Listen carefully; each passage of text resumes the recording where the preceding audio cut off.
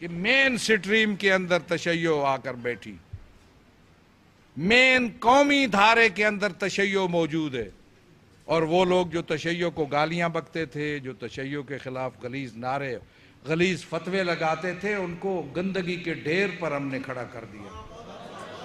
کتنا سرمایہ صرف ہوا یہاں، پاکستان کی سٹیٹ اور ریاست کا سرمایہ، جس سے ان گروہوں کو اٹھانے کی کوشش کی گئی۔ ادھر انقلاب اسلامی کو زک پہنچانا تھی، ادھر تشیع کو کمزور کرنا تھا، ادھر تشیع کی حیثیت اور عظمت کو کم کرنا تھا ان گروہوں کے ذریعہ۔ آج ان گروہوں کا عشر دیکھیے کہ ملی یکجہتی کونسل کے اندر میں نے واضح الفاظ میں کہا کہ میں تکفیریوں کے ساتھ نہیں بیٹھوں گا، اور آپ کو میں بتا دوں کہ پہلی لسٹ دیکھیے، اس لسٹ میں تکفیریوں کا نام بھی تھا۔ جب میں نے دو ٹوک انداز میں کہا، میں نے کہا ہم نے طے کیا ہے کہ تکفیریوں بہت ہو چکی، تکفیریوں کے ساتھ نہیں بیٹھیں گے اس ملک کے اندر، ہم کو مجبور نہیں ہے، کسی مشکل میں نہیں ہے۔ پھر آئیے وہاں آ کر جب اجلاس ہوا تو اجلاس میں بھی میں نے یہ بات کی، میں نے کہا میں تکفیریوں کے ساتھ نہیں بیٹھوں گا، اگر اس کو اس انداز میں چلانا ہے تکفیری نہیں ہوں گے تو ہم ساتھ ہیں، ورنہ ہم چھوڑ دیں گے۔ مجھے ملی یکجہتی کونسل یا مجلس عمل ہو یا فلاں، اس ملک کے اندر کسی سہارے کی ضرورت نہیں ہے، میں اس ملک کا طاقتور حصہ ہوں۔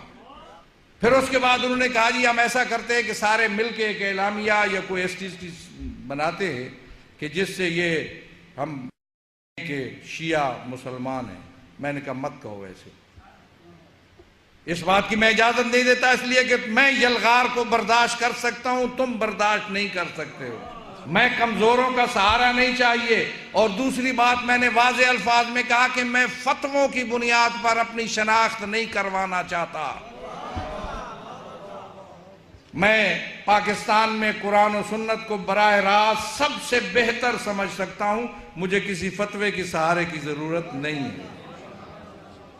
بلکہ میں نے ان کو لائن دی، میں نے کہا مولانا شیرانی کیوں پڑھی تھی آپ نے نماز میرے پیچھے؟